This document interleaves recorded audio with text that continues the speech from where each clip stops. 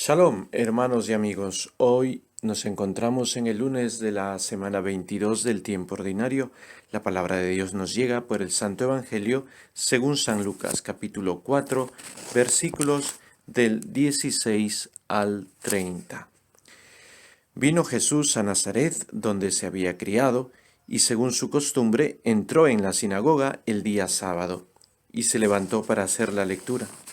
Le entregaron el libro del profeta Isaías, y desenrollando el volumen, halló el pasaje donde estaba escrito: El Espíritu del Señor está sobre mí, porque me ha ungido, me ha enviado a anunciar a los pobres la buena nueva, a proclamar la liberación a los cautivos y la vista a los ciegos, para dar libertad a los oprimidos y proclamar un año de gracia del Señor.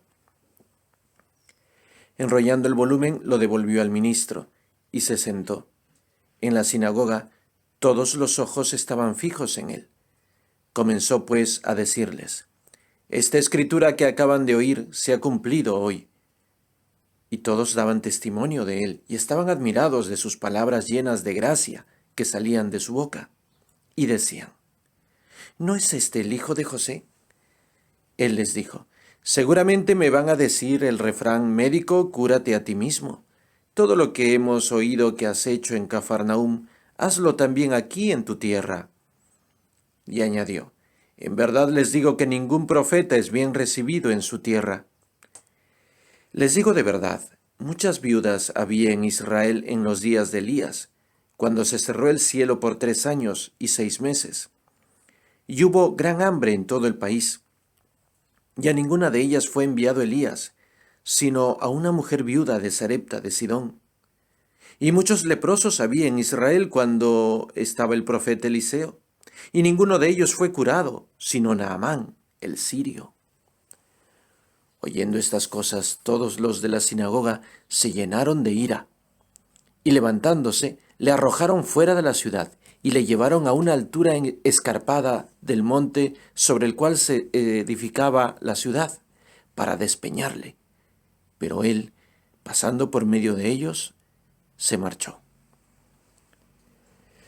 Tenemos hoy esta escena bastante dramática y fuerte en la vida de Jesús. Está al comienzo de su ministerio público. Es como una escena declarativa, como una especie de preanuncio de todo lo que será, una síntesis de todo lo que será su ministerio público, su predicación.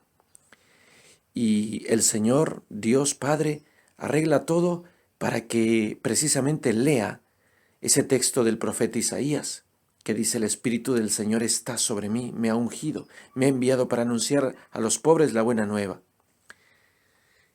Es una declaración de principios, es una síntesis de lo que será todo su ministerio.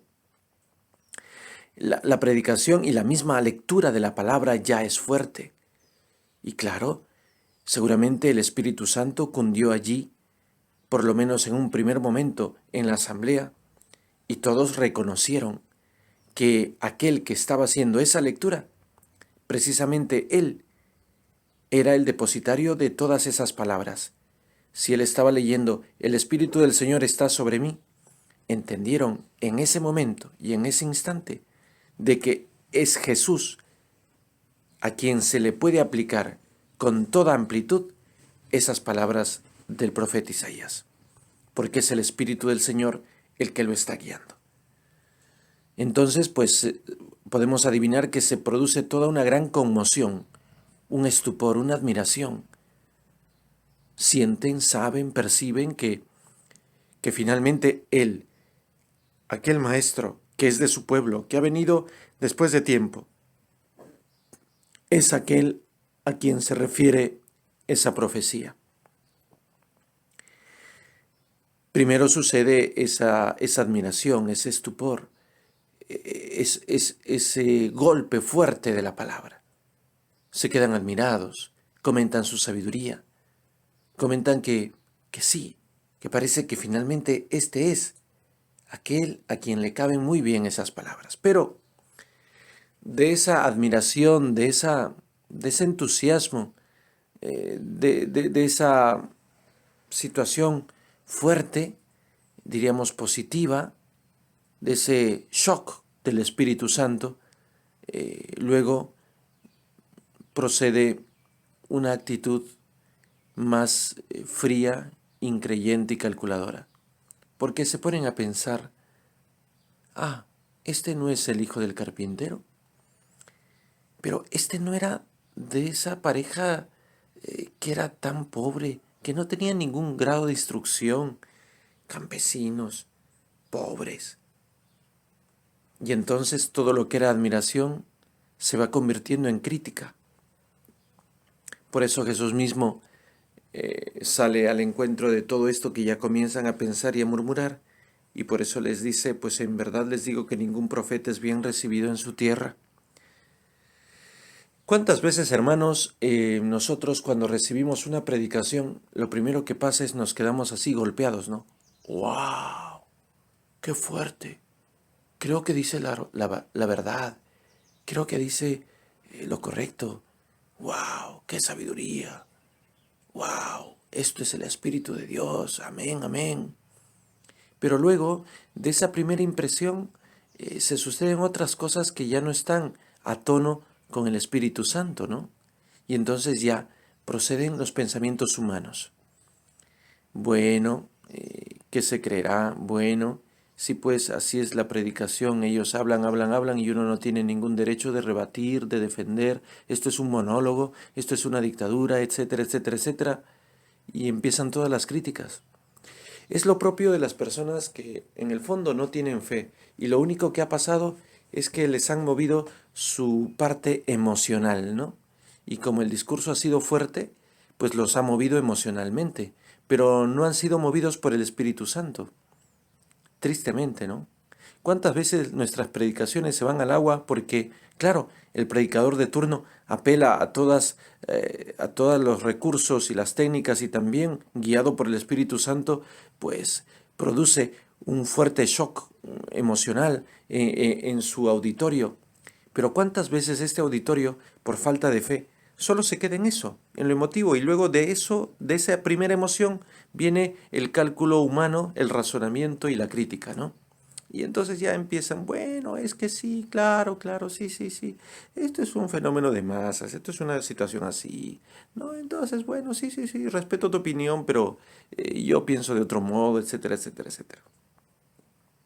Jesús se da cuenta de que pasa eso con él también, con él el primero.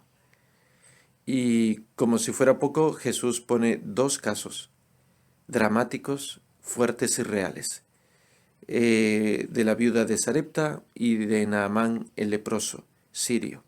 Los dos son curados, y son curados por los más grandes profetas que tiene el pueblo de Israel, Elías y Eliseo. Es decir, les dice que sus más grandes profetas han hecho sus favores no a ellos, sino a los extranjeros. Y eso es un golpe muy duro en el orgullo, diríamos, nacional religioso que tienen.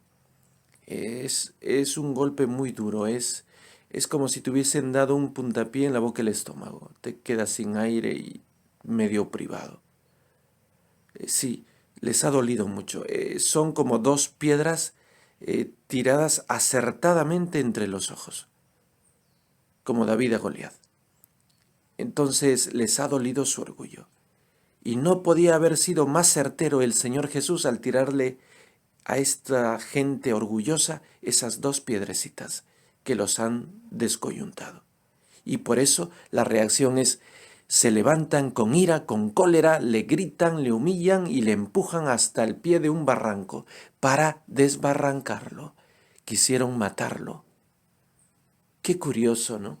En el lapso de pocas horas, quizá minutos, pasaron de la admiración inicial del gloria a Dios, amén, amén, aleluya, hermano, a te vamos a matar.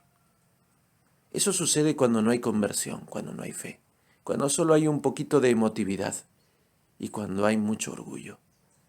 Pero Jesús, el profeta de los profetas y el Señor de los señores, Dios verdadero, se abre camino entre ellos y no le tocan y se aleja. Ojalá que tú y yo tengamos fe verdadera y no tengamos más orgullo que fe, y podamos aceptar la palabra de Dios como es y nos convirtamos. ánimo. Soy Fray Israel del Niño Jesús de la Comunidad Monástica Siervos de la Reina de la Paz. Que el Señor Todopoderoso te bendiga y te guarde en el nombre del Padre, y del Hijo, y del Espíritu Santo. Amén.